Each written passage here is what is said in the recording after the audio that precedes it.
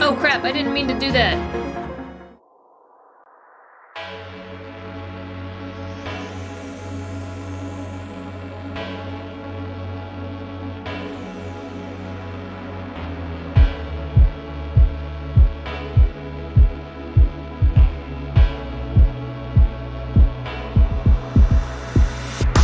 Opener, chill. Oh, yeah. Okay, cool. I was not ready.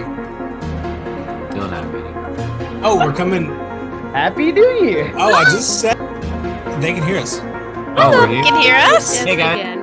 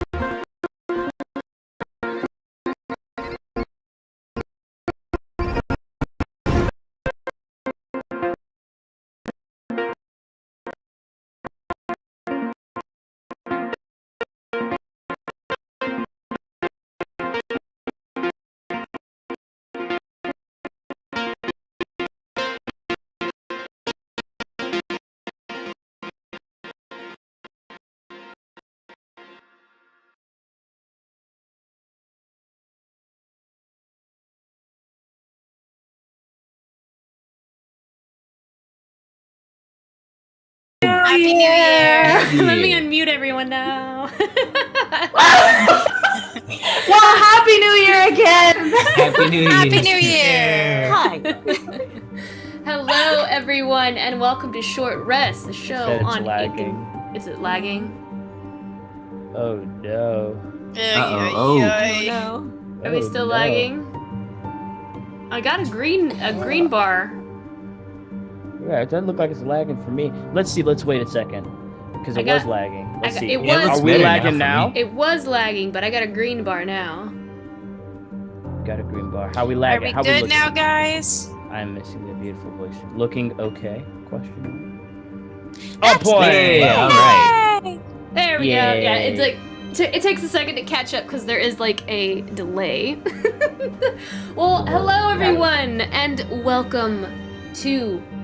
I was about to say Fates. Welcome to Short Rest, show on Ink and Light where we just take a short rest and we talk and chat and we hang out with you guys.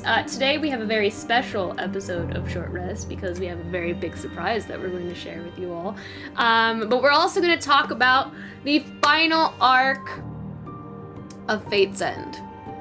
And if you've been with us from the very beginning, you know that this is just such a huge event. We've been working up to this. This campaign has been going on for, I want to say, like 2 years now, ish. Year and a half. Year and a half, almost 2 years. It's been in the works at least, like character creation and stuff. Yeah, it's been going, but yeah, definitely 2 years of like character creation and everything. But it's I don't know what something the toddler just did. But yeah, let's get into our announcements real quick while Daniel takes care of that. Whatever happened. First of all, we want to shout out our partners. Shout out to Joint Chiropractic. With all the stress of fighting monsters, even adventurers need adjustments. To keep the magic flowing, visit one of the Joint Chiropractic's 700 nationwide clinics where they aim to provide affordable and convenient chiropractic care to all communities. Answer the call to adventure and get your first examination, consultation, and adjustment for only $29. We also want to shout out Nine Realms Gaming. They create top-notch gaming accessories from the finest woods this realm has to offer. You can visit ninerealmsgaming.com and use our exclusive partner code LIAR10 to get 10% off. And we also want to shout out Mithril Armory. They create unique tabletop RPG items for everyone to enjoy on their adventures. You can grab their 1020, those of you. Dan usually has one. There we go. 1020. You can grab that and D&D graphic tees on their website now at mithrilarmory.com. And if you haven't grabbed their Kickstarter, they launched a Kickstarter called the Dragonheart Hollow Copper Dragon Dice for D&D. The dice are absolutely gorgeous, and they're made of actual metal, I believe Danny has some. They might be able to show on screen. I know like it's hard to kind of like, but we'll drop a link in chat so you can go check them out. They are absolutely gorgeous. And yeah, so check those out by Mithril Armory. Just a reminder, Stargazer's Guide to Aurora is live on our website and live on our website, inkandlyre.com, and on DriveThruRPG. You can grab our Astral character sheets too, our NPC star charts, and our Astral Game Master Suite as well. That includes an initiative tracker, magic item maker, and printable condition markers. So go check that out. Up there goes, Danny's got it. Danny's got it. They're very pretty. They're very pretty. All right, so let's get into tonight's short rest, shall we? Let's, yeah. We did the intro already, right? We're just chilling now? Yes. Okay, cool. I was waiting for like a transition. No, short rest usually starts with the intro and then we jump right into it. So yeah, let's talk about Fates and the final arc. And if anybody has any questions about the entire campaign as well, feel free to put those in chat and we will answer them as well. Because we know you guys have been watching, like maybe what your favorite parts have been thus far, what your least favorite moments have been maybe. Anything you want to scold us for? Like, I can't believe you were so rude to that poor doorman in Digbrands. We need to discuss this. We will not Want to apologize. join the looting army? Speaking of Dorman, I think NPCs might be a fun place to start. NPC? Okay. Like your favorite NPCs? Yeah. Or like, yeah, favorites, least favorites, most memorable, you know. I like that. Yeah, let's do that. So favorite NPCs, least favorite NPCs. We could start with Well, I know Urmir always hated what's his name? Gregor? Was it Director. The doorman? the freaking doorman? Yeah, from Digbrand. Yeah. Like from day one, it was on site. That's fair. You're talking about all the NPCs in the existence of forever, all of them. I almost want to separate them. Rockbane. I want to separate them between what I want to call temporary NPCs. Like, I want to say whoever Priaria took to the ball versus, like, her mom. I feel like they're separate categories of Yeah, Who are you there's gonna like choose, A-listers Gary? and B-listers. Gary! Your mom. It was Gary! He had like I'm just saying. perpetual sniffles. Yes. He's a person with a name. I don't think he ever had a last name, but like he was just like, hello. Can I help you? That's my boy. Priori needs to send him like a postcard or something. We need to check in on Gary. That was a really good episode when you guys went to that party and you guys all had dates and stuff. That was a really good was so episode. fun. We were talking about it recently. I think one thing that first of all, big props to Reyna for the name Death Star, but for the Finn and Esperise ship. But just looking back at the way that Esperise has been conducting herself in a very embarrassing way for a long time, I was giving Danny a little bit of shit because Finn won that because Esperise spent the entire time sabotaging literally everyone else so that Finn would win. And also my date was the cutest. Yeah, you did also go dumpster diving, which was a good move. But looking back, Esperise had it bad in a very embarrassing way. I loved the dumpster diving. We had briefly mentioned this the last time we streamed. Just the snail, the medieval old man snail dress. You rolled like a 3 or something. I want to say I rolled really low. You're like, roll a d20. It's like, oh, okay. Yeah, it was like roll an investigation check to see what you find in the dumpster, or like on your dumpster diving trip. And so like I decided how well they rolled determined the fabric. So I looked up. Yeah, you gave me a choice, right? Yeah, I gave you a choice. It was it was either that or it was the ugly snail. I let you choose because I didn't want to just give you one. It was that and something else. I just know I picked the most hideous thing that you gave me because I'm like, They were this is both cool. they were both pretty darn ugly. They were both. Oh wait. Yes, here. Okay. It was, and I'm for reference for those who weren't there for that episode. I'm actually going to show you guys. There's the old man There's my snail. beautiful fabric. There's the old man snail. And then the other option. Oh no, I gave you 3 options. Oh my goodness. Because I gave you like this terrifying. Hold on. This terrifying looking fat cat. And then the last one. I like this one too. The last one was this hideous medieval. Hold on. Let me. There. It was like a The dog. fish? The fish, yes. It was like a dog fish. It was a. God, this is horrible. Here we go. I would wear anything with the cat on it today. It was a fish, but it had like a dog. It has like a dog head and legs and stuff. And I was like, which would you like to make a dress with? Max says they liked the look-alike party, which I agree. Love the look-alike party. Our twins! Oh. Yeah. Oh, okay. If we're gonna talk about the least liked NPCs. They sucked. They sucked so bad. Aurora's blessing, right? Aurora's Is that what they were blessing. called? They got a Aurora's painting, blessing. guys. I wish they just shut up more. They were awesome. They're not, Maybe they'll it's show not up like they're again. dead. Yeah. They're gonna show up They've been in their destroyed by the 7 in the meantime. their leg person. Who was it? The dude that had the jetpack legs is gonna be Yeah, he dead. like hovered. And there's gonna be a plant human with them as well. Paladin, like, hey, we lost our dude. We don't want to talk about it, but We got this new guy. That's He's true. pretty There cool. isn't. They haven't. You guys haven't ran into him since Ermir. Yeah. One of Bizarro acronyms. I mean, Who's we the saw, new guy? we saw the painting when we were in Dawn's Rise. We saw the painting that was done of them, and I assume Jetpack Man was. he was there Yeah. defeating the freaking But 'cause- whatever. Yeah. Okay, you're right. Remoraz, I think. The Yeah. lies that they told. Yeah, they remember that they totally clearly did What nothing. was We did nothing in that. what was the name of? Oh gosh. And I have my notes. It'll take me a second to find it. But like the man who was like, you poor little gutter rat. Oh wow. I like him.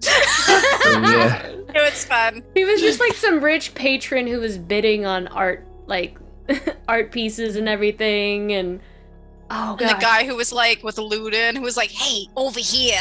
over here, yeah. He got caught though. He did get caught. He did. Get caught. Big Oh loser. man. Let's see. My personal those- favorite, I really enjoyed the Richard Martin Fennel Fob. Yes. Like with Finn, and like when you guys all went to the theater and stuff, and like Finn was just like, I'm mouthing all the words. and then Finn gets to meet Richard Martin. I like- It was a love- fun encounter. I was gonna say I loved Addie.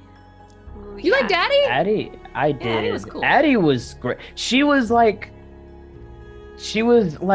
the NPC that was there with us for a long period of time, but she had a specific purpose. Her personality was like great. You knew what to expect with Addie, kind of thing, and she just felt like a good friend.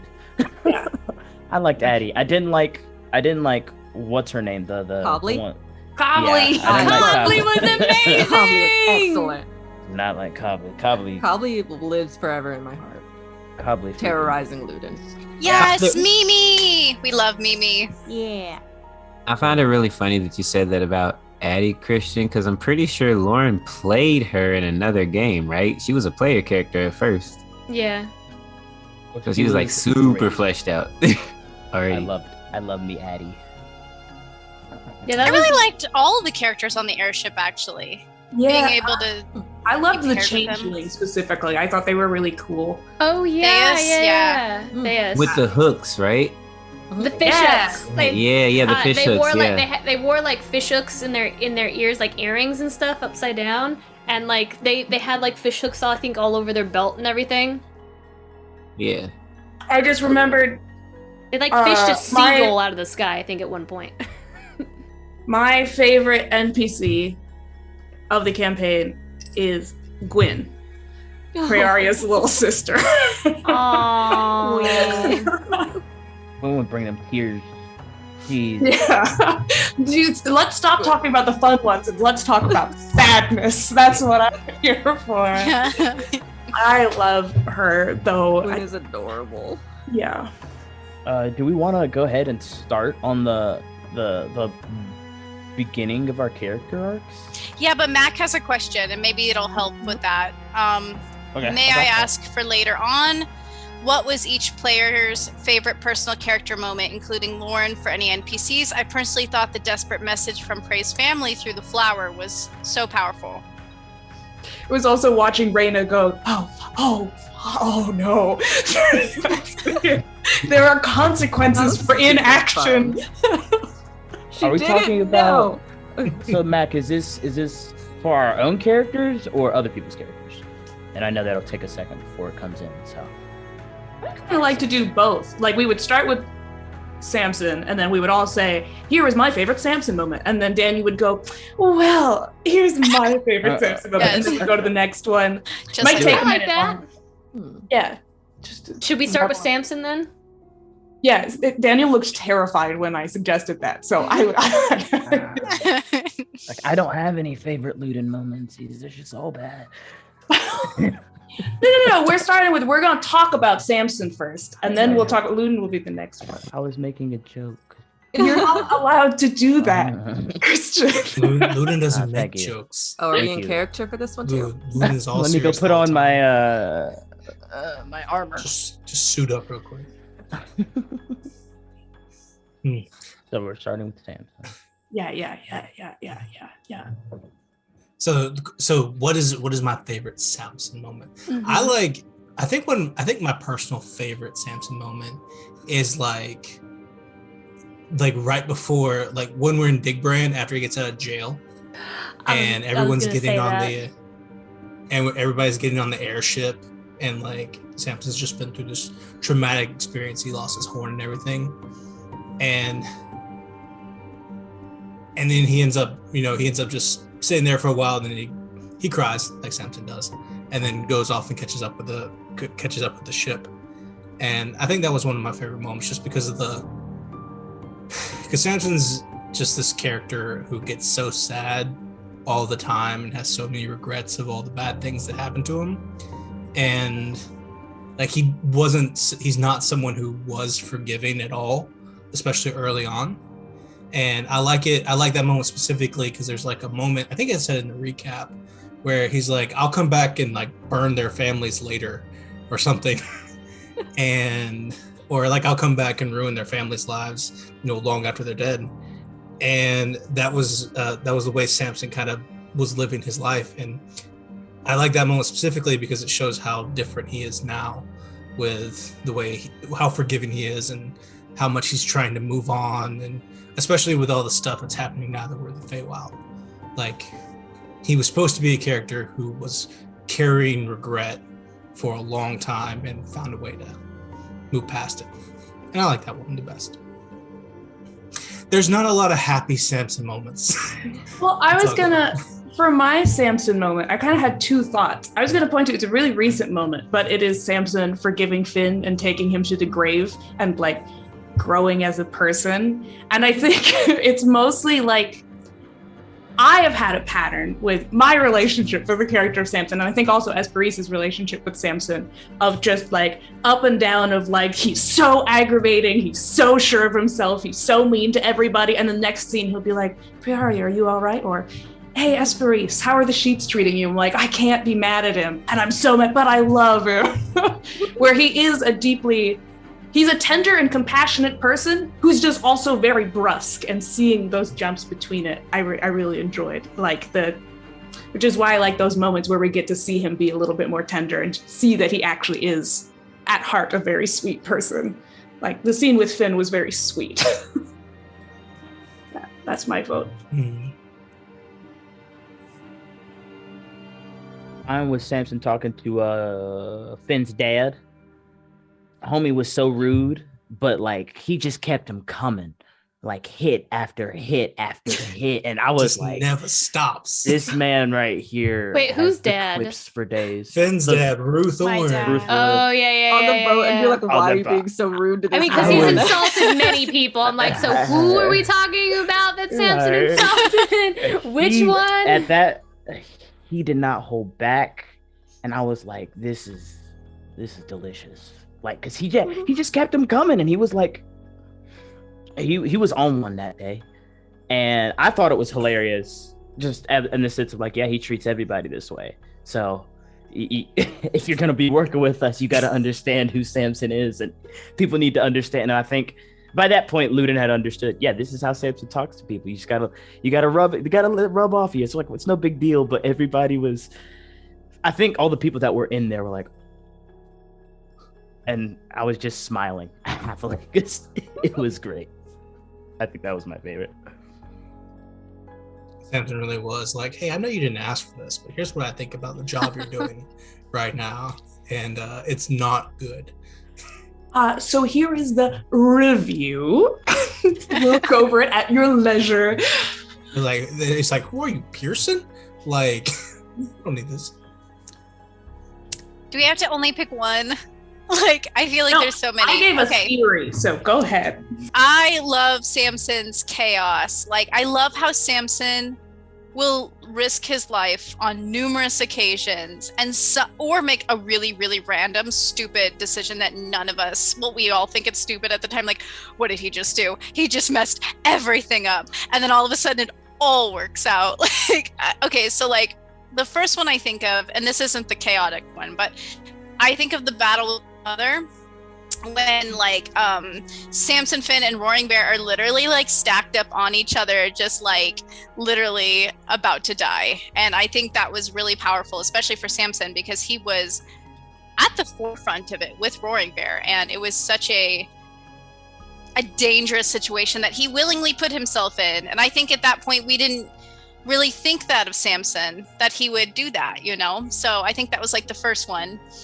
And then like when we went to go rescue Ermir's dad, and this is what I talk about when it comes to chaos, like literally goes in there, makes a distraction and just like puts himself again in life-threatening danger to make sure the party gets out. And again, During that scene, I remember texting you, Danny, you know what? If he dies, it's his own fault. We're gonna and again with Elrixis, and just making that weird, crazy decision, and everyone's like, and somehow it all comes out in the end, and it's amazing, and it's always really dramatic, which is great.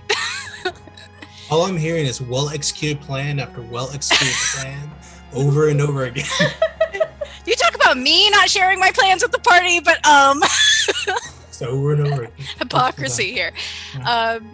Gosh, and then also I think when he has that conversation with Prey, I thought that was really nice, like to say he's not really feeling at home in the Feywild anymore, and it's kind of confusing for him, and he's not sure how to feel about it, and it's really weird for him.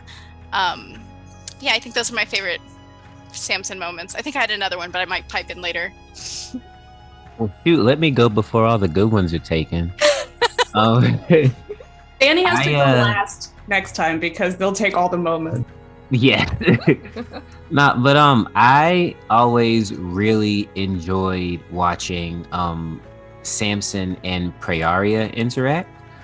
You know, from the very beginning with the whole Warlock pact, and like just, hey, straight up murder me. Like, and then like I feel like they've always had such a deeper understanding of each other than the rest of the party.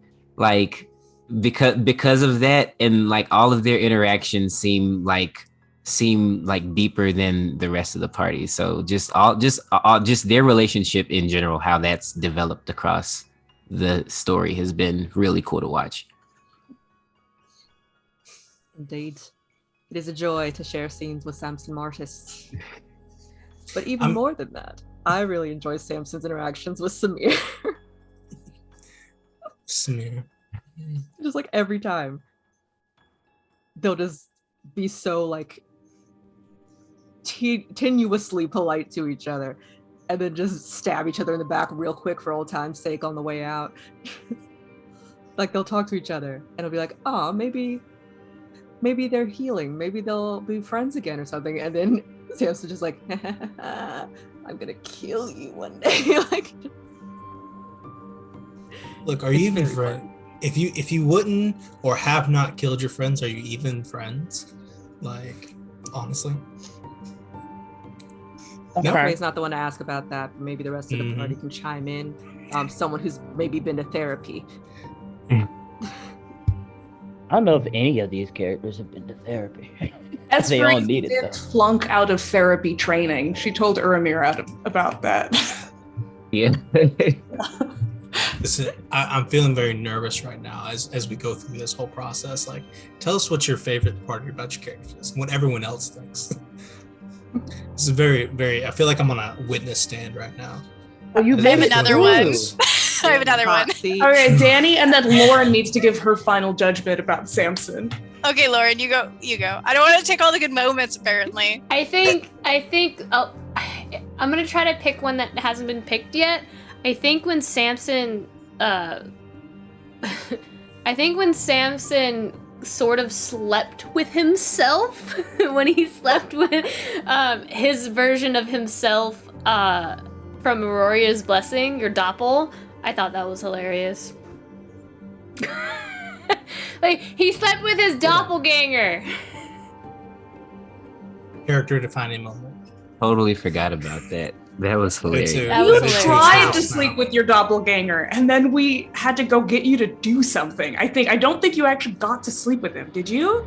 His shirt was off. I'm Partisan. pretty sure You he at at least least got made the me second out. base. He got to second base with his doppelganger. At least. And then we burst in, we're like, Samson, we need you! And he's like, God, every time. Oh, I think it was because Prearia's Gwyn called her. Yeah. No, those were the same. Oh. Two of the best moments so far of Prearia having the most traumatic moment of her life, and then Samson almost getting to go fuck himself, just the way he's always wanted. Simultaneous. Hey, when he comes back with this from the Feywild, he's still got a shot. That's true. Well, I don't know the way time works, right? He'll just be even more of a dilf. It'll be fine. Samson's in it, yeah. And everyone knows how we feel about DILFs in this campaign. We know specifically how Samson feels about films. Right now, it's like, I don't know how I feel about this. We're gonna go to the Shadowfell. We're gonna find Ludin's dad, and Samson will find a way. Everyone has part of their character that has become their legacy that they did not intend. And I feel like Samson as the Dilf Hunter is maybe not the original plan, but it certainly is how it's gone. He definitely needs a Dilf Hunter shirt. Like one a of our TV many show. talented artists make that happen real quick. Oh my gosh. Does that fit the brand? Can we do a Dilf Dilf Hunter. Yes, Dilf Hunter absolutely. Favored enemy, Dilf. Dilf. Favorite foe. So I also really like the interviews he does with literally everyone, where he's just like, do you really want to be here? I think you should go home. I don't know. I don't think you want to be here. Wouldn't it be better if you just left? Like, went home, Yeah. went somewhere to be happy, like start, open up a shop, perhaps. That'd be good for you. It's like if you join the silent, you have to go through the mandatory interview with Samson and get I will say questioned. Akron's was very interesting when Samson just comes out to the roof. He's like, hey, hit me as hard as you fucking can, you pussy. Hit me, hit me now. It's like, what? Yeah. Crazy intense energy. All right, I think we're gonna have to shorten responses with other characters because we're about 30 minutes in and we've only done Samson so far. Yeah, you get 1 moment each, everybody. This is so unfair. We love Samson. All right. So did we want to, there was a question raised within the group chat. Do we want to do a reveal now before going back to these questions, or do we want to And save do the it at the reveal end as well? afterwards? I think we should do it at the end of this, right? Well, Because then we're gonna do other we stuff. can't Well, talk that's- about revealing it and then be like, no, never mind, chat. No, Wait. I think we can. Everything said there was gonna be a reveal. We didn't specify when during the It's stream. anticipation. I think we should. I think we can wrap this part up, then do the character reveal or the things. Yeah. Okay. Patience. All right. Patience. All right. All right. Okay, so just to make you suffer even more, Christian. I'm Luden fine. is next. Luden I'm is fine. next. Oh. What's your favorite Luden moment? Oh, favorite Luden moment. For me, would had to be my mama. Like, oh my god, I felt lighter. So, yeah, that one was. When you And burned then your when house down, you mean? Yeah, and then when my mama came down the stairs and looked at me and was like, "Are you okay?" and I had to go like, "Shh, go away," kind of thing. As it was all going on, yeah, no, that one was like it made him. It kind of rounded out the character. I think for a lot of the actions and stuff that had been going on since the very beginning with Luden that I didn't really get to show because we were so far away from his house and so far away from any, like, all of the stuff that he had said was just there. Like, oh, it happened. But no one really got to see what he got to see, I guess, with that. And so being able to not only show the audience and stream that, but like being able to play that out on stream and be able to like not relive, but like close that giant like plot piece that no one was that I hadn't even really gotten to experience felt very good. So I was happy with it. Yeah. I mean, we're all still crying, but it's fine. My favorite part, I'm gonna jump in. My favorite part is when Luden potty trained Snog. That was my favorite part. And therefore he bonded with Snog first over everyone else in the party. Luden really pooped in the woods, y'all. He pooped in the woods with a pig. That was hilarious. A different time back then. I don't know if he would do it again. You would. If you get back and Snog has like dementia, you would teach him how to poop outside all over again. Can pigs get dementia? Oh Find no! out. Oh no! The answer is no, they cannot. Thank you. Because Finn won't allow it. Lauren invents Right. magical pig dementia. Just for this. I have a very selfish answer for this because it was one of my favorite scenes that I got to do during the campaign was talking to Luden about what Esperise did when she decided to, I guess it is worship. In the technical sense, it is worship Levi, yeah. And just that conversation was so gutting because neither of them it wasn't a fight. They weren't fighting with each other. Nobody was screaming, but it is probably the most guilty I have ever felt in my life, even though Esperise has reasons for why she's doing what she's doing. But like that really, the way that Luden handled it so maturely and gracefully, but you could still see how hurt he was by it and how he needed to figure out what he was going to do about it. Man, yeah, it really, really got to me. And it's also part of the reason why I had a scene immediately after that I was just like, I really felt it, man. I really, really enjoyed that scene. And I really like Esperise and Luden's relationship. It's very important to Esperise. Yeah. Yeah, that broke me a little bit too, but it had to be done. She has her reasons. That's I okay. think as soon as he I doesn't know saw- them. I know. I know. But I had that moment of, what if I just don't tell Luden? And it's like, I can't do that. That is worse than telling him, is not telling him. Yeah.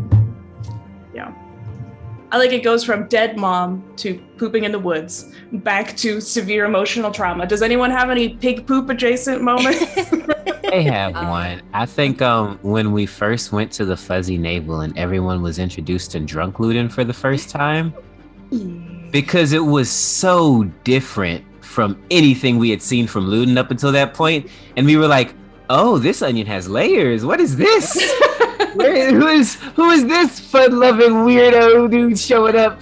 Let's get Ludin drunk all the time." It wasn't the fuzzy navel. It was Muddy Bricktoe's fart. It was like a bar. Yes. The bar. That's right. The Yeah, bar that was cart. the first. Maybe. Yeah. We're drinking I and remember driving. he would love the fuzzy navel. That was like his favorite drink. But yeah, at the fart, that was where we first met him. I remember. I would like that. to bring it back around to Dead Mom. So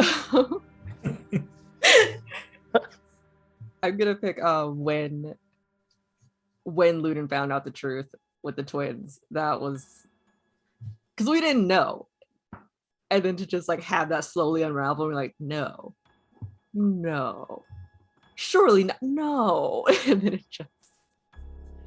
then all of his moments after that where he had to come to terms with the fact that everything he knew is now just like forever gone or irreparably altered. And that was very fun to witness. Glad.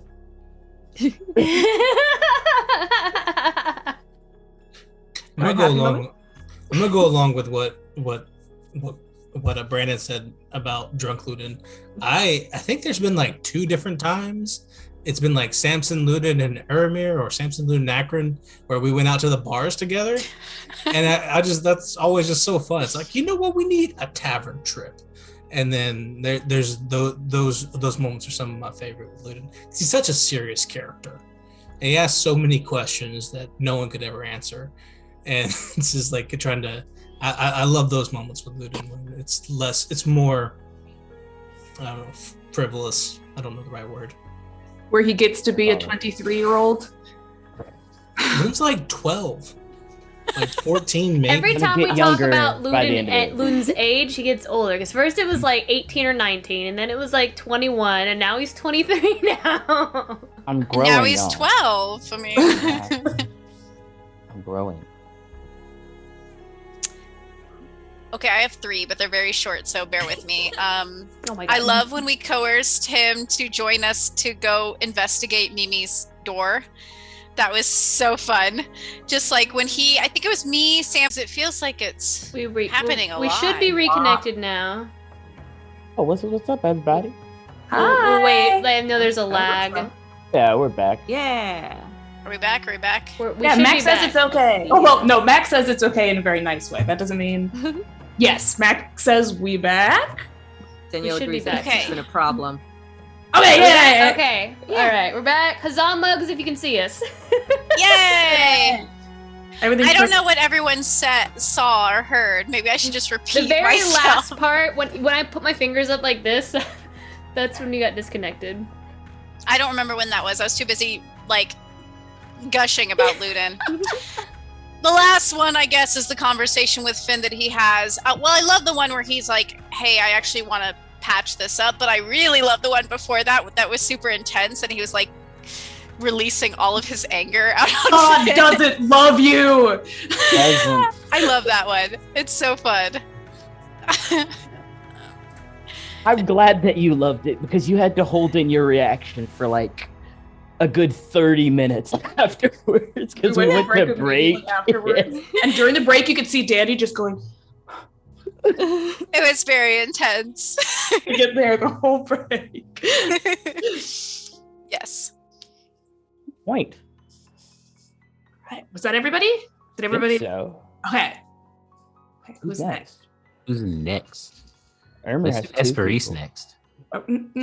Okay. Oh no, I didn't think about this. The consequences. You want me to go first? I have one. Oh, sure, I'll yeah. go first. I have one. I think I know what you're gonna say. Okay, yeah. My favorite Esperise moment was when you went to the other temple, the one in Sable, and you decided to do, I forget the name of the ceremony, but you decided to undergo the ceremony, and you go in and you see, you're supposed to face what's bothering you, or and you have visions of like your mother. The tea, the sacred spilled tea. Yes.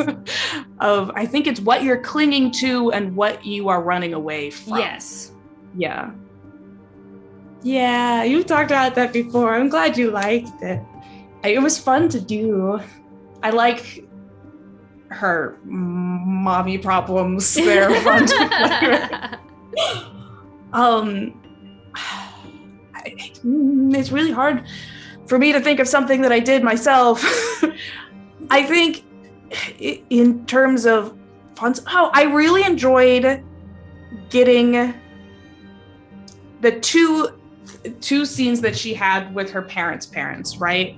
Of getting to tell Arete that he was her real dad, even though she had never been willing to burden him with that before, realizing that actually wasn't a kind thing she was doing.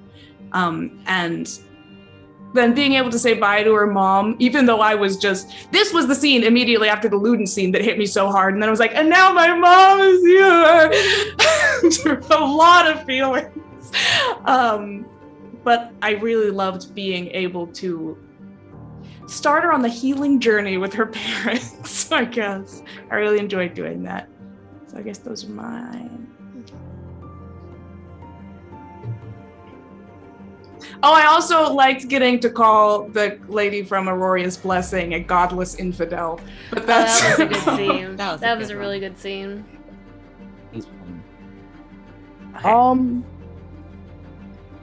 I think this is one of my I've had a lot of favorite Esperise moments. I think one of my favorites though would be where right before Ermir took the 7, where Esperise was just that quick advocating that like, okay, so I will be the one to go tell her that she needs to die kind of thing. Because at that moment, and the only reason it stands out to me so much is because like, it's kind of selfish with the Luden thing as well. It's like the first time Luden was like, who are you kind of thing. But also I think it was that time where you got to see an expression of like what Esperise's religion was in action compared to like what just hearing about going off and like passing on the kind of thing. But like Rimblace was all about that, not interfering kind of thing. I think that was a really, really interesting moment in the entire campaign. And it was really short, but I like it as a character defining one, if that makes sense. Thank you. I haven't thought about that in a while. Thank you. I enjoyed that. Okay, 2. So I really like when she demolishes us all in the pits. Do you remember that? Where like she just like Where wiped she becomes the the floor. Firefly from hell. Yes, and I love her reaction after that, where everyone's like, "Oh my gosh, the Firefly from hell!" And I don't think I remember her being very like shy or like just very like, "I did not expect this to happen. How do I take this attention?" Because I think Esperise gets a lot of attention, but probably not a lot of attention like that. She's probably not used to being violent and getting praised for it. And then, of course, my second one is the date. That was like the first time Finn actually ever fell in love with Esperise. Was on that first date where they almost drowned someone and then they lobbed someone with a candle, and it was very sweet and romantic. And I think it was the first time he actually got to see her like her fun side, you know, and it was really sweet. I love that part. Yes. But I liked the date too. Mine is very recent, but I like when she had to finally like confront Helianthus, and then like he was just a dick so much, and she was just keeping it all in. And then the second they closed the door, she just like demolishes a wall. Just like, I'm just gonna put holes in the drywall right over here. Just pay no attention. I don't. It's a very human moment from Esperise that I liked a lot. Speaking of like human moments with Esperise, I really like her all of her interactions with her family. When y'all went back home to the house of Arete, and just how like you got to see, you know, how we got to see a different side of her, and like I think like seeing her like against like the rest of her family, and how like she like it makes sense why she's always so like put together and perfect, and like because the expectations were so high and she had to be just, you know, like fit in with everybody else, and like seeing that like really, like I said, recontextualize, or I guess like it gave understanding to the reason why she acted the way she was. Because I think Uramir like straight up confronted her about like, why are you so like stone faced? It's like, emote more, you're being weird. And then like seeing, like being able to see that part was like, oh, okay, makes sense now. I thought that was really cool. Yeah. I think I'm gonna go with what Raina said. I think my favorite Esperis moment is the dressing down of Helianthus, because like Esperis is a character that, I don't know, I don't want to say it's influenced by everyone else, but like almost is just like almost all the time is deferential to everyone else. Like, whatever you want, like, how can I help you? What can I do to support you? You know, all those things. And that was one of the first times, or definitely the most demonstrative time, she's come out and took a firm stance on exactly what she wants to happen, and then does it. And I think that was one of my favorite things about Esperis so far, to that finally coming out and saying what she wanted, angrily and aggressively. Yeah. We all need to be more mad. We all have to take a level of barbarian by the end of the campaign. I would like to rage. I would like to rage. I would like to rage. Oh my god, I would love to rage. That was everybody, right? Okay. Wow. I'm really feeling what Daniel said. It feels really weird to be the one who's being talked about. Okay. It is, right? It's the same feeling as when everyone is singing happy birthday to you, and it's like, all right, pray Aria Risanawe. Okay, all right, cool. Okay. I could, if you want a second to think, I have one immediately. I'm trying to make sure I get this in the right context. I believe it was also around the Mimi time, because we were going in and seeing the memories. Or no, it was Samir had brought you to see what happened to your house, right? Yeah. And you learned that it was Elrixis, and you knew kind of what was going on. And then I think Praeria just turned around and said, I will have her head on a pike. Just the immense vengeance and really cold anger was incredible, because Praeria is such a gentle, kind, easy to get along with person that when she just has these moments of, no, she's gonna die painfully at my hands, and then I'm going to take the crown off of her bleeding head and I will put it on my head. It's like, that's my baby. I love her. Moment.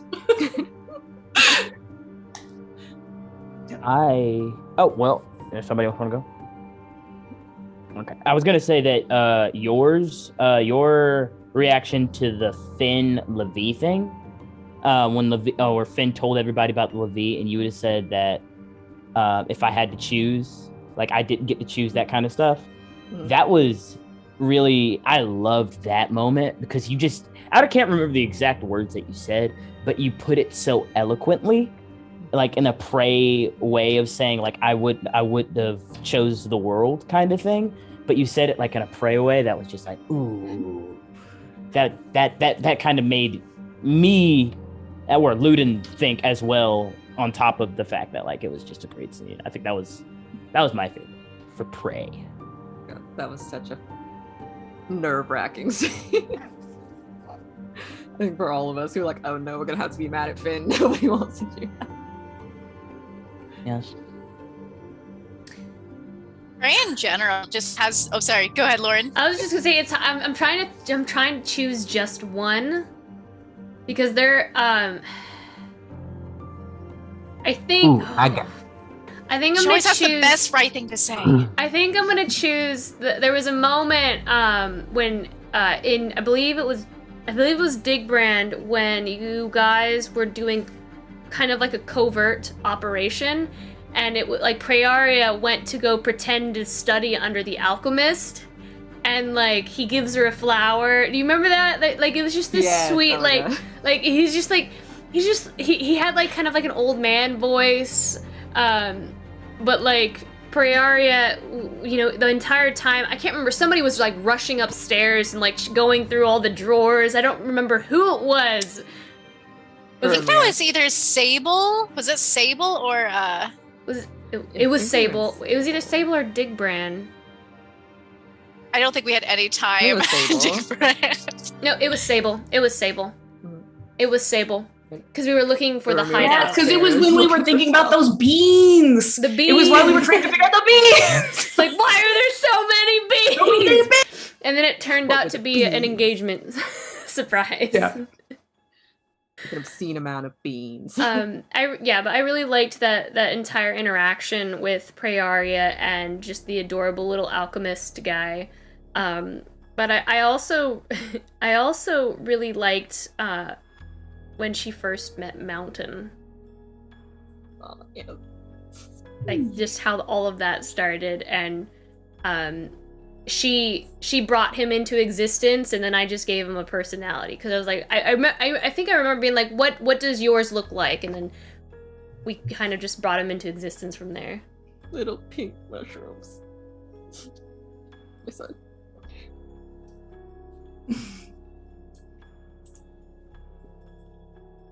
I don't know. really like all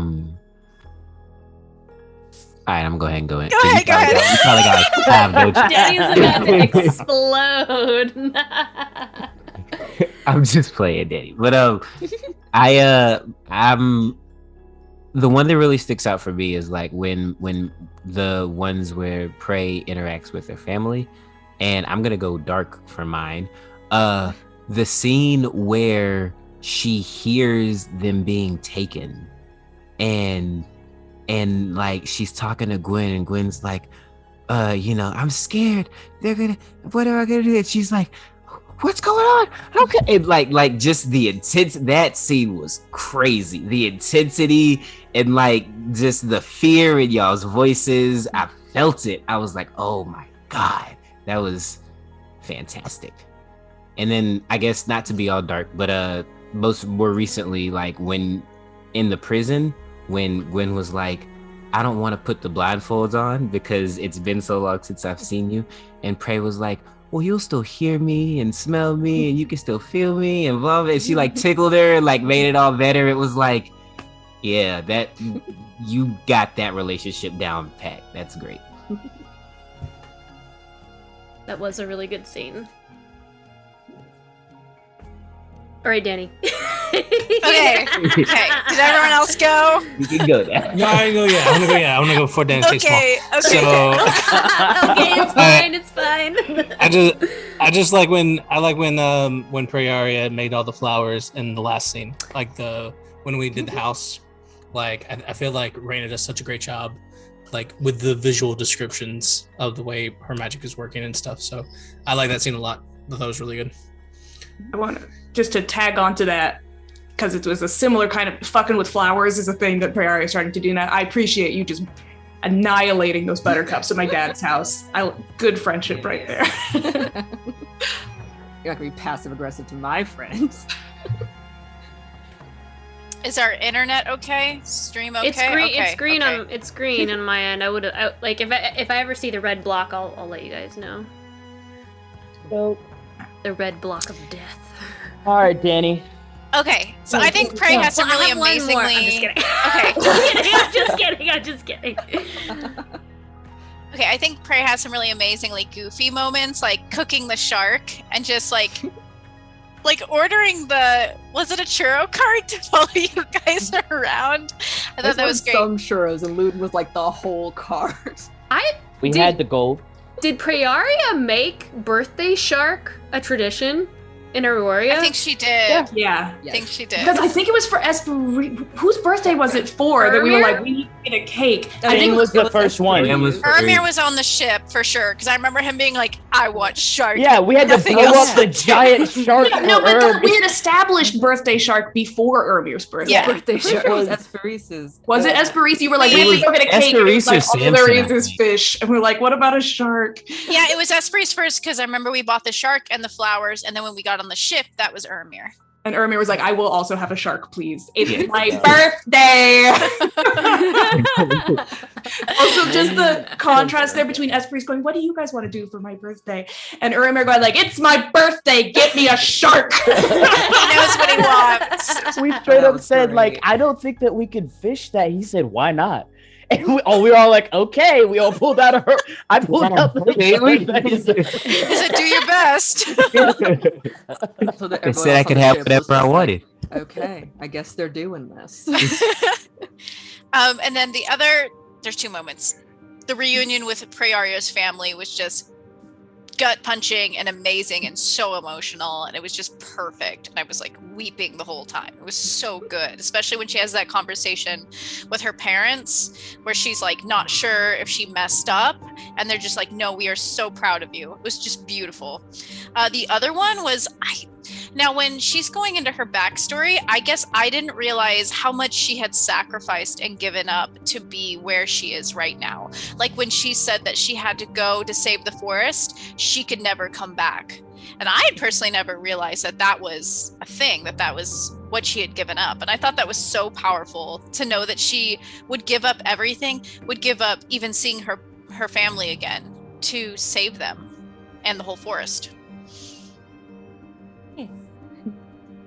That was a decision I made right at the beginning, so I was like, this is gonna be fun. Mm-hmm. Fun to reveal at some point, but yeah. That's it for me.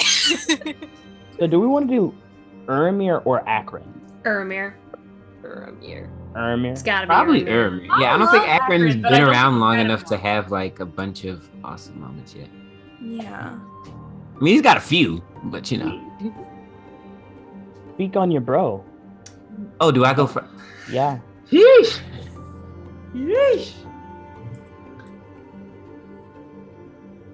I can Man. go first. This happens every time. Hold on, let me think Go of that. for it, Lauren. I'll go first. It's fine. Yeah. That means I get to pick the first one. And the first one for me is being reunited with Micah back in Hush's lair. And that entire fight, and then the end, like all of the dialogue between Ermir and Micah, and like Ermir's father's there, and like Micah tries to kill his father, and like you guys save it, it was Ermir and like the entire team effort of going to and making an effort to save Ermir's father while all this is going down. It was amazing. And all the roles throughout that entire battle were just insane. The scariest game of D&D I think I've ever played. Yeah, I needed therapy after that. Yeah. I'm assuming somebody's going to talk about the actual taking on of the Seven. I'm going to talk about a smaller scene that happened afterwards, like when we went back to the boat and he and his dad were like, all right, bye. And Ermir was so like content, and like he knew what his decision was, and he cared about us a lot, and he wanted to help, but he was making the right decision. And it was just like, oh, we're all really fucked up, aren't we? Okay, so this is our one emotionally healthy person here with us now. And then I do also I didn't want these to be my main one, but again, Birthday Shark is very funny. And yeah, I enjoyed Ermir. I thought he was very sweet. I want to jump in right after that because that was the one I was going to go with, because like privately before that, because like after we had acquired Ermir's father, you know, like he's a person. We've been going after and trying to find Ermir's father for so long that like Brandon and I and Lauren had conversations about like what are we gonna, like what is Ermir gonna do? Because Brandon was like, well, should he go off with his dad? Is he gonna keep adventuring? I don't want to let go of Ermir. Like Brandon was really conflicted about what to do. I remember it being a very conflicting moment. And I think like up until like a couple days before, I thought Ermir was staying. Like, I thought he was still gonna stay with the party and go with us through the Feywild and all that stuff.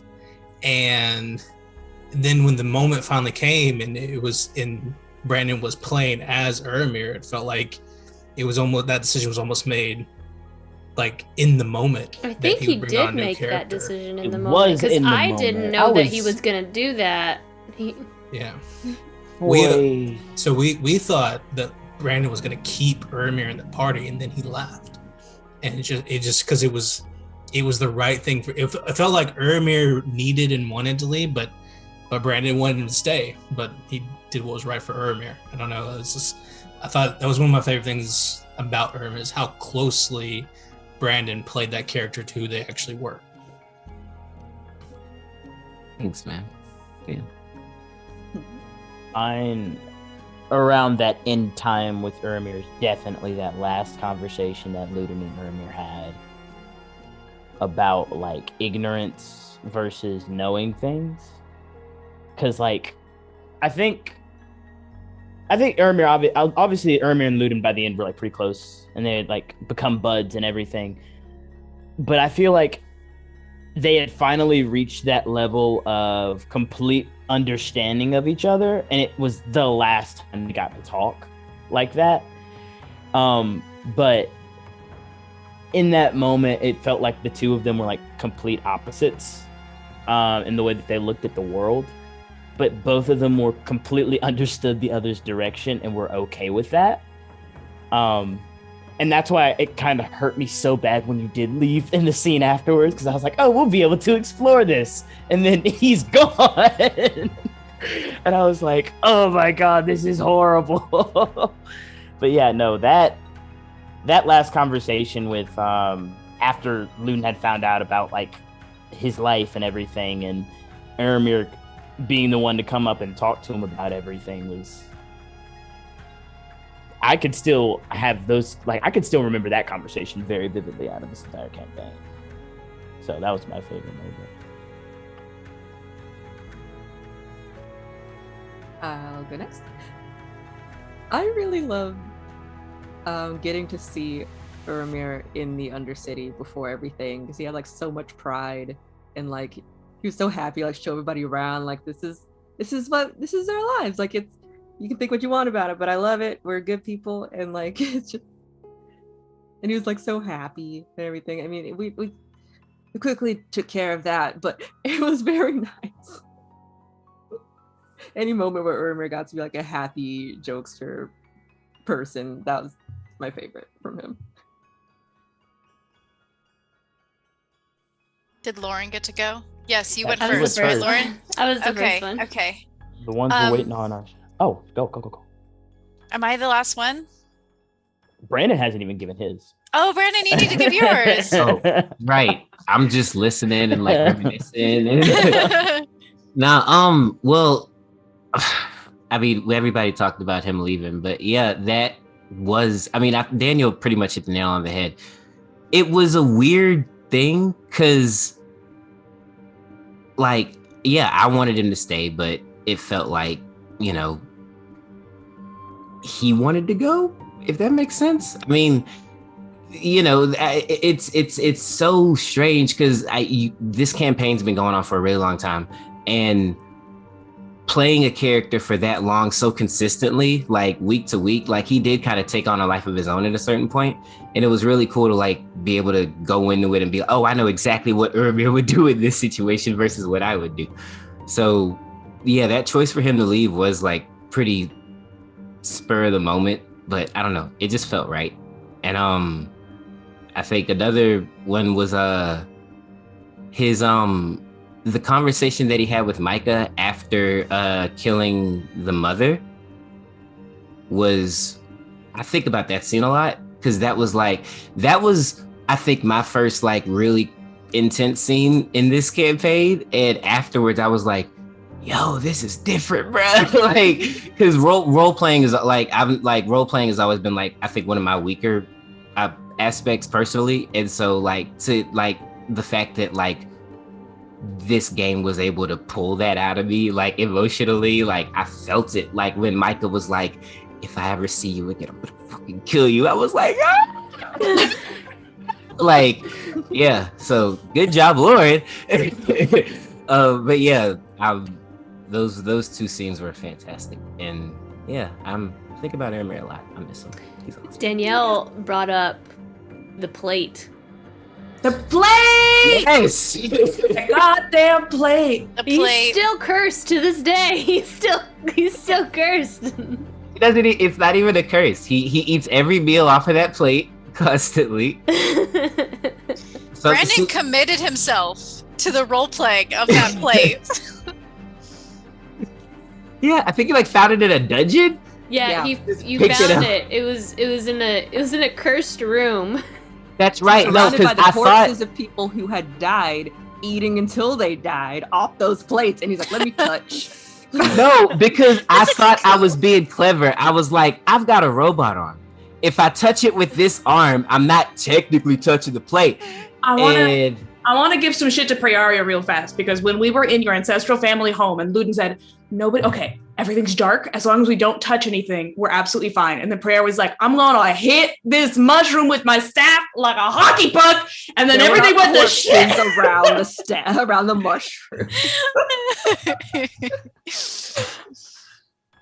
I just remember like when Ermir was like he's like, you look with your eyes and like hold his plate back. Yes. Look with your eyes.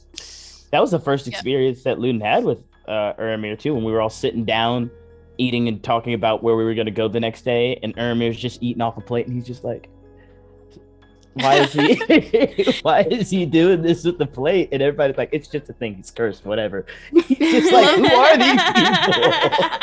Oh, how the tables have turned, because now you with Cynthia.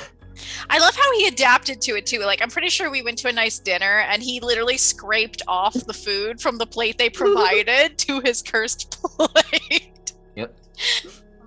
Okay, yeah, so there's two for me. I love the part where Ermir gets his ass kicked by the ram. That was great. Oh yeah. Make that set off a good. It was good. Yes, and then Gale was like showing him up. I think that set a precedent, because I'm pretty sure I went down at least once per fight as Ermir. Do miss that optimism. We'll be fine. You got this, you guys. No matter how many times he went down, he never lost it, because oh my gosh, it's always okay. When he almost drowned. Ugh. Oh yeah, he gets dragged down. That 20, the only reason that you came back up alive. Yeah. Oh god, that was terrifying. Immediately like, let me put water wings on this man's. Yes. And my other favorite moment of Ermir's my favorite character. But when he paints the tributes in the Undercity and he spends all of that time afterwards before we move on, I thought that was really great. Like, he wanted to spend that time with his people and with like his city before, and give them basically all the time that they deserved. And it was just beautiful. He was like painting. Ugh, I loved it. I love that part. I want to, before we jump into Finlay, I thought, I was going to say Ermir said something really interesting. Brandon said something really interesting, but like that you were kind of surprised that you left. You wanted him to do something, but he wanted to do something else. And those are like my favorite moments when, as a player, is when you're far enough along in a character that they'll just decide to do something. And I think after Finlay goes and after we do something else I think will happen after that, I think if people have moments where it's like, this is not what I thought I was going to do, but it did happen because the spirit seized control of the vessel and decided we're going to take this action instead. But let's go to Finn first. I have a very broad statement about Finn that is about a specific moment. So it is about the modify memory moment, but it is specifically, my favorite thing about Finn is that he does a lot of good things. He does a lot of things that could be read as good, as like, oh, this was to save the world.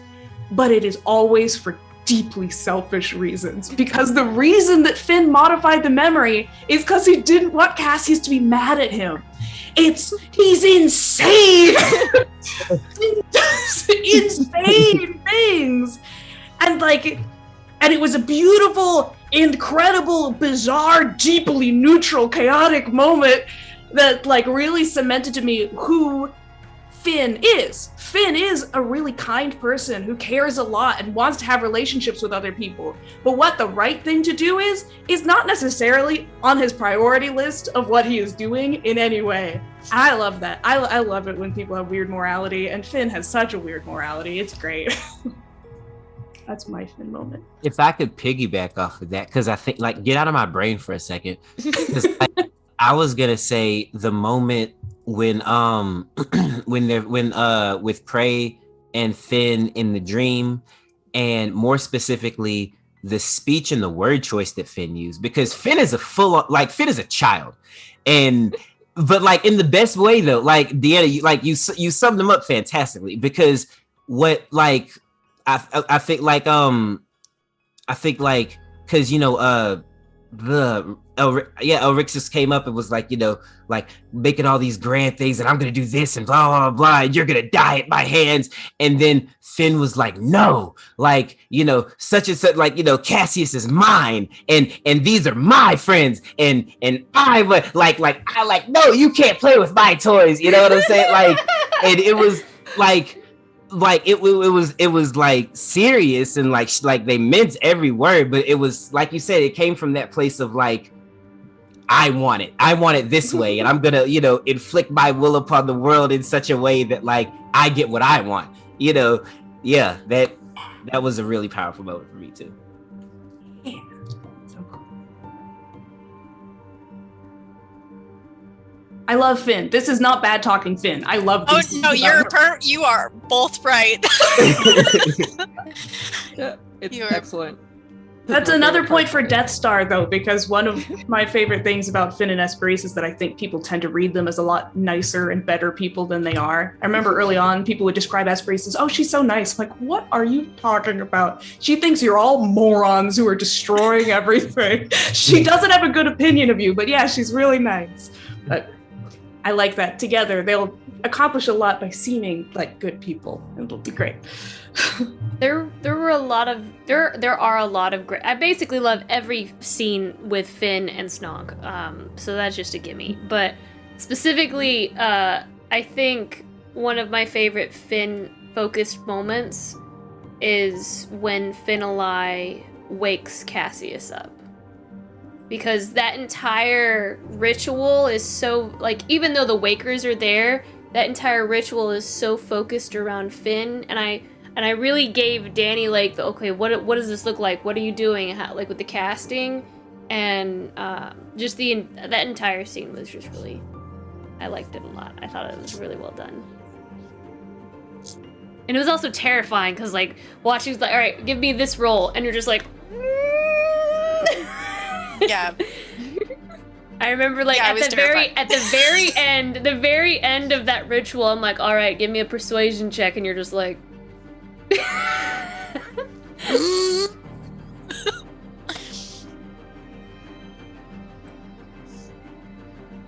I do remember when Finn. Max says, "Remember when Finn lit a book on fire with mayonnaise?"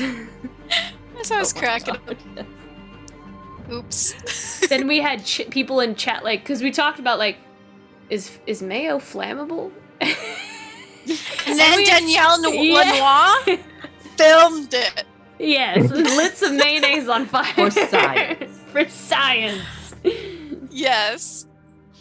I would just like to commend Finn's incredible use of Dimension Door throughout this game. I know there were two specifically. I think the first one was when we were escaping the slumbering vaults, and that was a slick escape. And then the second one obviously was when you saved Duravir's dad, the Dimension Door out of there. Like, yeah, fantastic, awesome scenes. Yeah, I'll probably piggyback off that one.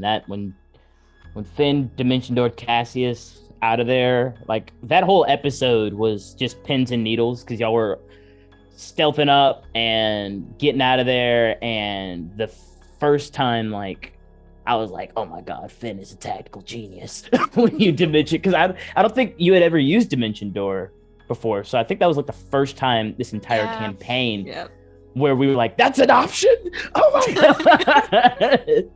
And so when you got him out of there, I was like, and I think, oh my God. And that was the first recap too. So I was really, really excited. Like that one, that was really good, really good. It's just like people need to know about this. We have to Yes. rehash it. And then the style too. You were like, we fall backwards into the thing. Like My that trust was fall. so good. Yeah, So good. yeah, it was so good. I think Finn gets a lot of moments on the show. And I think throughout the campaign, there have been lots of moments where Finn's talking to Levi.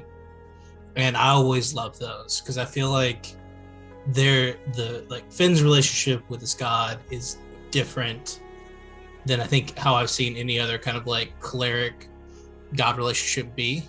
And I really like the way they kind of interact and how I don't know, it's like Finn's just out here like demanding that Levi like him best all the time.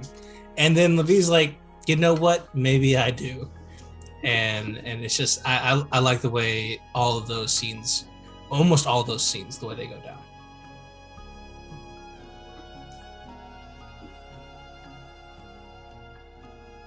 It's so hard because like, I love all the different facets of Finn, but I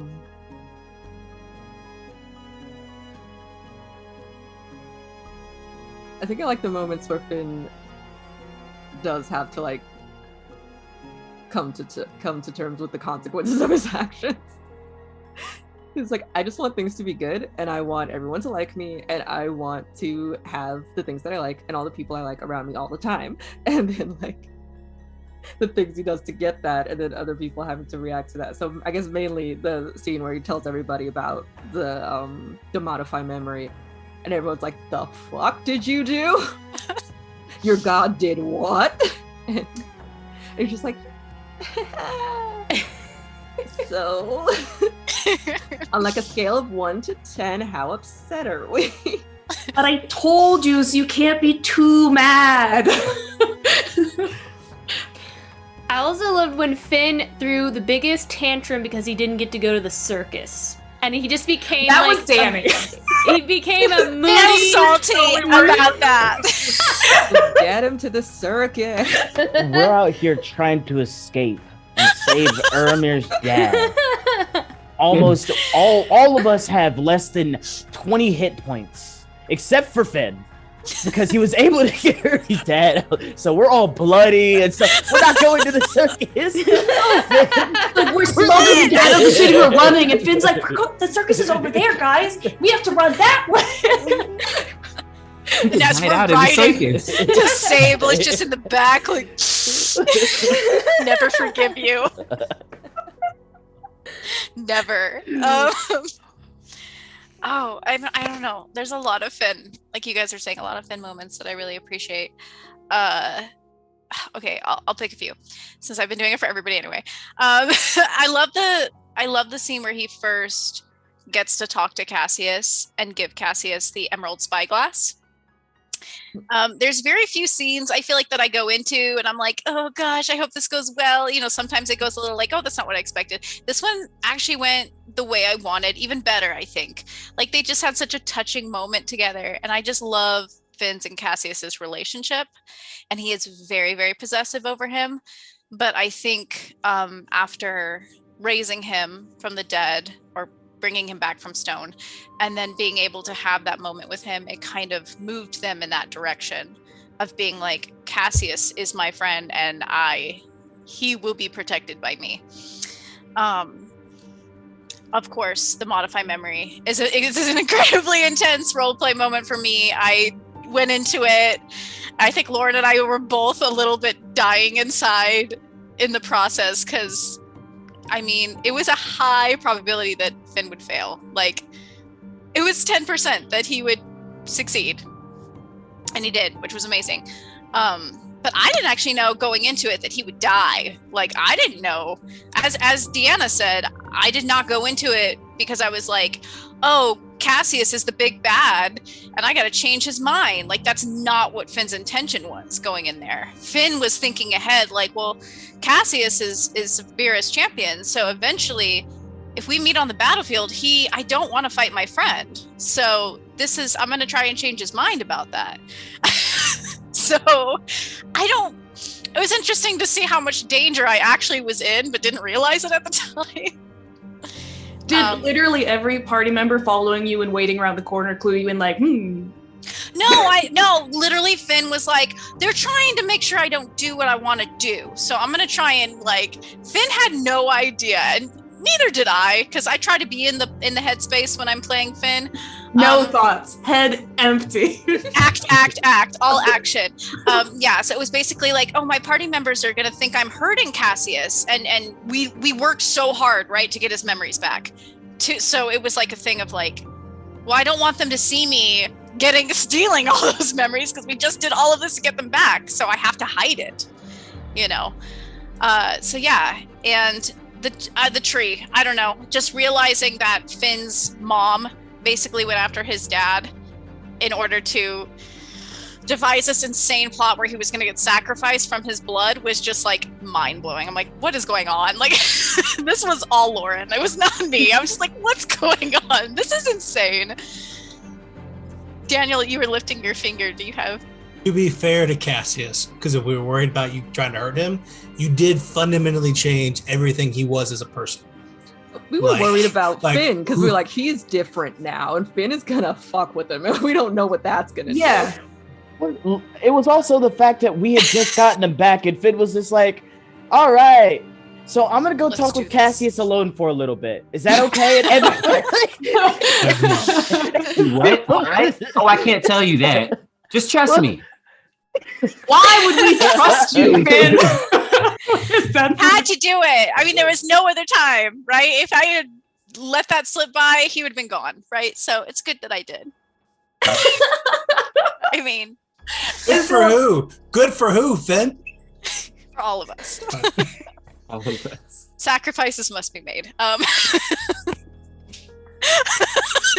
Christian's face. Okay. Yes. Those are my favorite Finn moments. Yeah! I love Finn. Is everybody ready for our surprise? Are we ready for the surprise? Yes!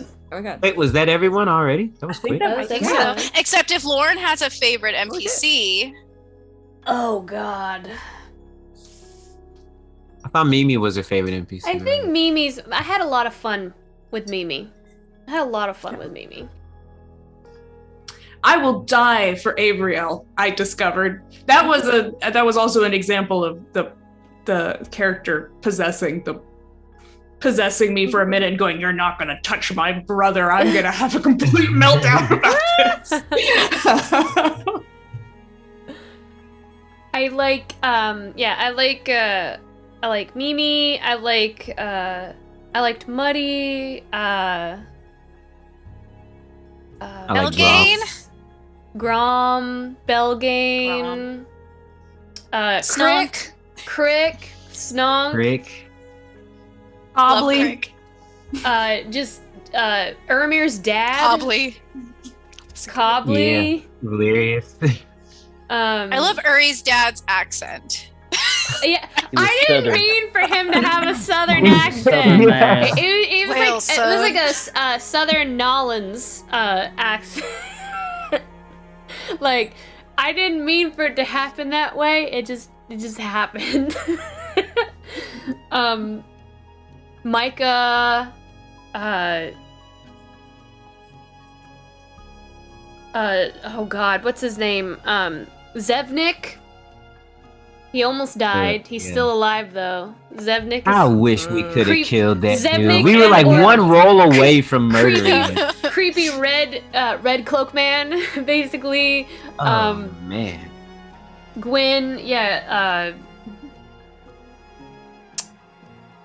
Rhaenyra. I liked Rhaenyra. I know a lot of people didn't like her. I know it mortally Rhaenyra. wounded you. Both the straight up Fae came up to Rhaenyra afterwards and said, "Do you feel good about yourself? Do you feel good about what you've done, bitch?" And you're like, I loved the. I never spoke a word, but I loved the enchanted tea set in Rhaenyra's tower. Yeah. Those were a lot of fun to play. I love Mountain. Again, I never say a word as Mountain. All of his character is through what he doesn't, like his actions and what he doesn't say, because he can't speak. And he's the cutest every time. But he finds ways to communicate without speaking, like verbally, which is a lot of fun, and it's very challenging for me as a DM, but also a lot of fun for me to try to figure out ways for how he can communicate without speaking. I liked Brielle too, even though you guys kind of screwed her over. I also had a lot of fun with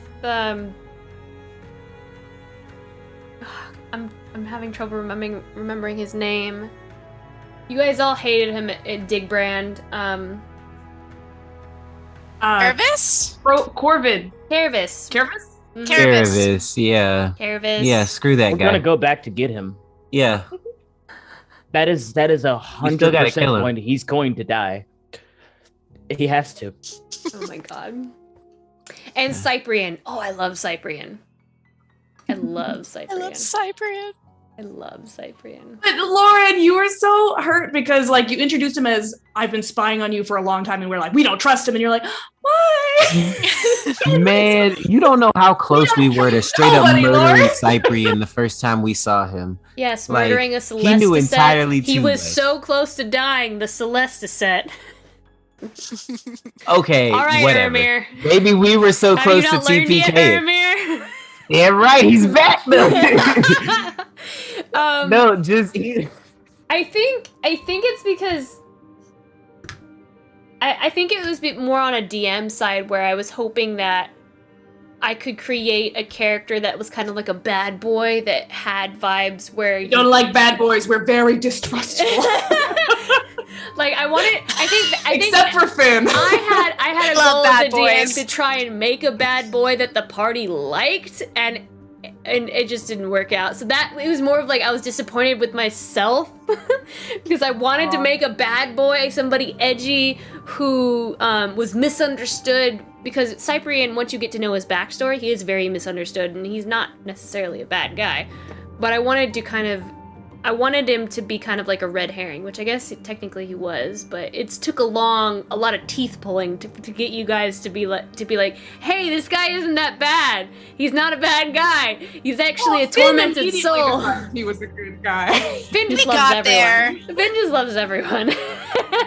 I don't think we've gotten there. I think Everyone half of the party except- might be there. There are quite a few people that are still like, yeah, okay, whatever. Cyprian's here. Cool. Do you want my Raven Quill? You can get to know him better. Finn Good. loves everyone except Finn's doppelganger. Even then, I feel like with enough time, we could bond. Eula, I believe it was. Didn't like- Eula. Eula, I burned off all her hair. You burned all her hair off. That was the only individual that you like. You love Finn everyone. doesn't except like Eula. Esperisa's siblings either. That's true. Yeah. And I physically maimed all of them. You did. He physically.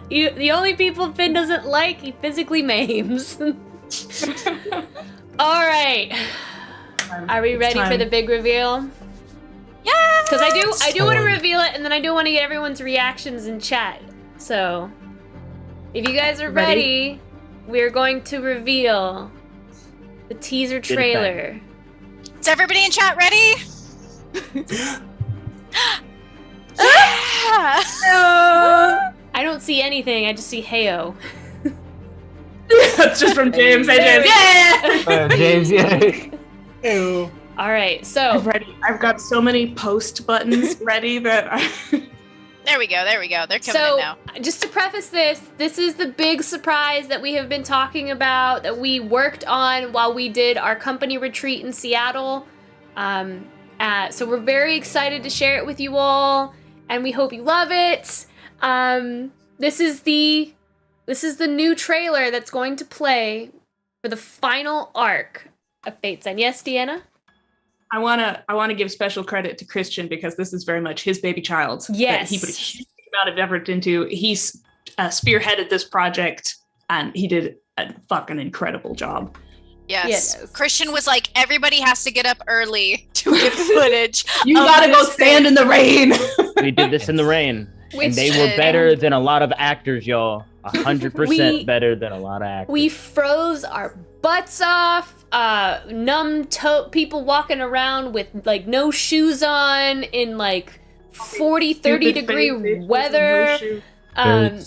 Christian directed the whole thing. Just had schedules, had like plans for what shots we were gonna take for each person. And so yes, thank you, Deanna. Christian, Teamwork. just everyone give Christian a round of applause, please. But without further ado, Oh, sorry. well, first the round of Happy applause. birthday. Without further ado, here is the teaser trailer for the final arc of Fate's End.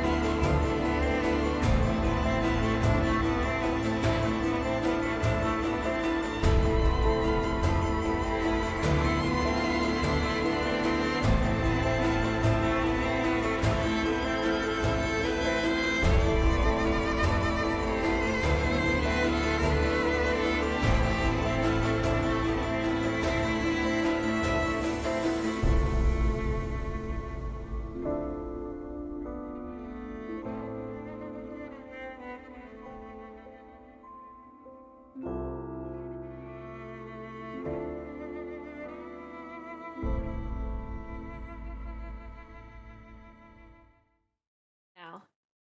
Happy New We Year. hope you liked it, guys! Yeah. That is the teaser trailer! Yes. Woo! So good. We had So so Shout out much to some of fun. our cinematographers, Christian, Jake, Dylan, James. James. Max. Holy crap.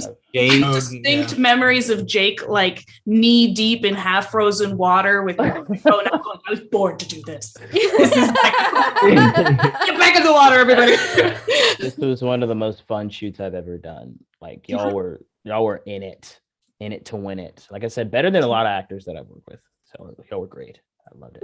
It was freezing cold, and it rained every single day God. we were there too. And it will was be like 40 degrees. It wasn't that bad. Yeah. Well, I live in Florida. It wet. was freezing cold. And everyone, it will be posted on Twitter, so please share it with all of your Yes. friends. We want it to spread. run it up. Yeah, We- our goal. I believe our we goal just is to, shared grow it. our community. Did we just share it? Yeah. It's he's up there. On the Twitters, on the Facebooks, on the Discords, just everywhere. Just saw the meme right now. Wait, what? What did Raina post? We gotta post this in the Discord. All right, have a good look. What is this? Oh my I'll God. put it in the group chat. I'm gonna cry. Wait, where? Hold on. I put it in the It's group on chat for Twitter. FaceTime, so Okay, that I'm gonna look.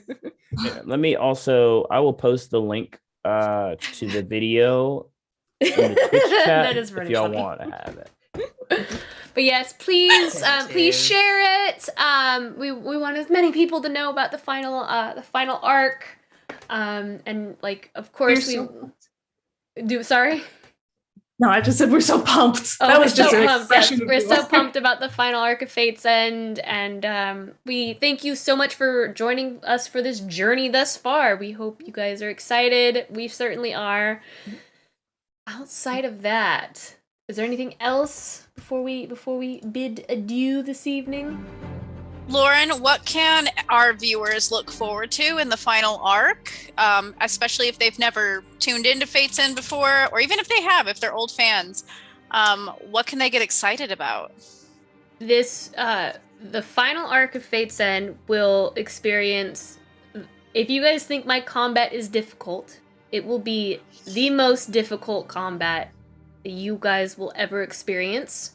There is a reason why you have a dragon canary and extra diamonds, and We have two I'm diamonds. gonna die. You know my got diamonds. things, right? You also got a whole bunch of magic items from Elrix's estate, and you. Lauren said, "I'm not gonna feel bad. I've already told you I love you, and you have equipment." This is me So telling good. you I love you now. On stream, and baby. Already did my job. I haven't even given you all of the items yet. There's still more to come. So, I think she's trying to kill Danny personally. I am because she pre- already I has am- like heart attacks during combat. I'm going to die. I am accurately preparing you in advance so that you will have as much to arm yourselves with for the final arc. It's going to be very difficult, a lot of chaos, most likely a lot of drama as well. We still have some loose ends with Esperise, we have loose ends with Ludin still, and we have loose ends with Benelai. I think when we get back to the material plane, what's going to happen, we're going to hop back into the material plane, and Asteria and Ludin's dad are going to be there, and they're going to be like, we had a change of heart. We're here to help you, and we're so happy with all of you right now. My dad. If my dad did that, I'd be like, "You're not him, are you?" Luffy! It has the Dean Winchester moment. It's like, my dad would be so mad. Yeah, You'd my dad never would do never this. be proud of me. He would never do this. The real question is, though, are we going to be able to go to the circus? Oh, It no, will have Finn. been Epilogue stuff to destroyed. get Finn. into this circuit. Can we make that our epilogue? My God, if I die, can you drag my corpse to the surface, or to the circus? To the and put me on surface. and to put me in the Ferris wheel. Just do that. If there's a body left. Oh my god. Okay. Wow, all right. So, needless Closest thing to an actual Hi. threat that we've actually got. needless to Oh. say, the recaps are going to be amazing. Share them. We're trying to go up on a Tuesday with these with this last arc. So share. Tuesday. Share. Oh, Speaking of recaps, I think all the episodes, if you have missed any or you want to recap or anything, I think all the episodes are up on our YouTube now, right? Yep. Like, so if you want to catch up, go to YouTube/A Good Liar and you can watch all of them there.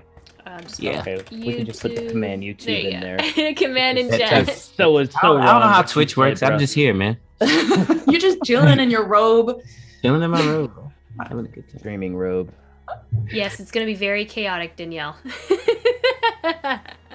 Are we doing? So we have the siege of the barracks, right? And then the coronation of the Ritanawe family, hopefully. If we live.